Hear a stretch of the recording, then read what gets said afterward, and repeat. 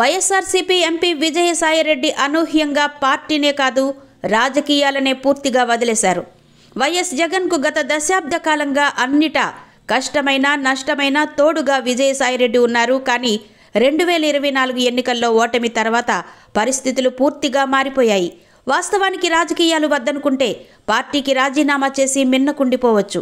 కానీ ఇంకా 3 ఏళ్ల పాటు రాజ్యసభ సభ్యుడిగా పదవీకాలం ఉండగానే తప్పుకోవడం అంటే పరోక్షంగా చంద్రబాబుకి మేలు చేసినట్టే అవుతుంది. ఇప్పుడు రాజ్యసభ స్థానానికి ఉప ఎన్నిక జరుగుతుంది. ప్రస్తుత పరిస్థితిలో ఎన్డీఏ కూటమి దాన్ని గెలుచుకుంటుంది.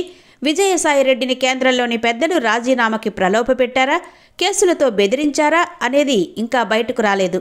మరో వాదన కూడా ఇప్పుడు తెరపైకొచ్చింది. ఐపాక్ కారణంగా వైసీపీ ఓడిపోయిందనే వాదనలు వినిపించే వారిలో విజయసాయి కూడా ఉన్నారు. కానీ ఐపాక్ను మళ్లీ తీసుకురావాలని జగన్ పట్టుబడుతున్నట్టు తెలుస్తోంది.